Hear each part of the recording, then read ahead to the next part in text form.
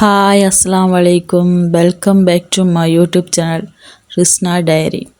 First டைமாக இந்த video பார்க்குறீங்கன்னா மறக்காமல் சப்ஸ்கிரைப் பண்ணிவிட்டு பாருங்கள். அப்போ தான் நான் போகிற வீடியோ உங்களுக்கு கண்டினியூவாக வந்துகிட்டே இருந்துச்சு. வீடியோ பார்க்குறடின்னா வாங்க பார்ப்போம். நாங்கள் இன்றைக்கு எங்கே போகிறோன்னு பார்த்தா வழிமாக்கு தான் போகிறதுக்கு வெளிக்கிட்டோம்.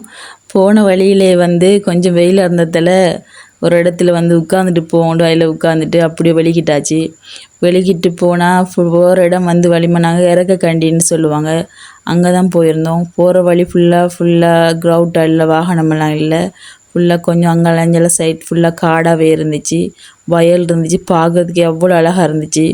நாங்கள் பைக்கில் தான் போனோம். போகிற டைம் கொஞ்சம் சரியான வெயில் டைம்ன்றதால சரியாக தண்ணி தாகம் அதுக்கப்புறம் ஒரு இளநீ கடையை கண்டு அங்கே ஒரு இளநீ வாங்கி குடிச்சிட்டு கொஞ்சம் நேரம் அங்கேயும் இருந்துட்டு அதுக்கப்புறம் போகிற வழிமாக போன டைம் லஞ்ச் டைம் ஆகிட்டு அங்கே போயிட்டு சாப்பிட்டு சாப்பாடு செம்மையும் டேஸ்ட்டாக இருந்துச்சு. இறைச்சிக்கறி, களியா, மாசிச்சம்பல், ஜேமெல்லாம் வச்சுருந்தாங்க. சாப்பாடு நல்ல ருசியான சாப்பாடாக இருந்துச்சு. இங்கேருந்து போன வேகத்துக்கும் சரியான பசிக்கு நல்லா சாப்பாடெலாம் சாப்பிட்டு கொஞ்சம் நேரம் இருந்துட்டு அப்படியே பொண்ணையும் மாப்பிள்ளையும் பார்த்துட்டு கொஞ்சம் ஃபேமிலியாக்கெல்லாம் அவங்களையும் கழிச்சிட்டு இனி வீட்டுக்கு போகிறதுக்கு ரெடி ஆகியாச்சு. இனி போகிற வழியில் கொஞ்சம் அங்கே போயிட்டு போமேன்னு சொல்லி நேரத்தில் வெளிக்கிட்டாச்சு.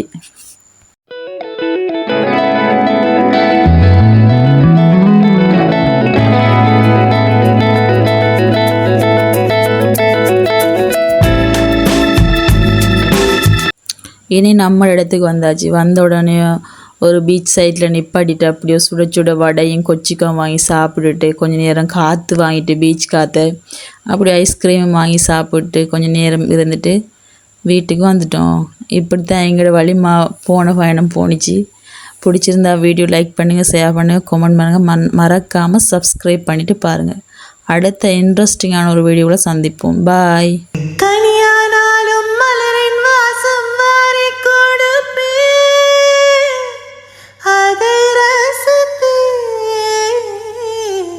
ஒரே மனம், ஒரே குணம், ஒரே இடம், சுகம் சுகம். இதே நிலை, இதே கரை, இதே கதை. ஒரே மனம், ஒரே குணம், ஒரே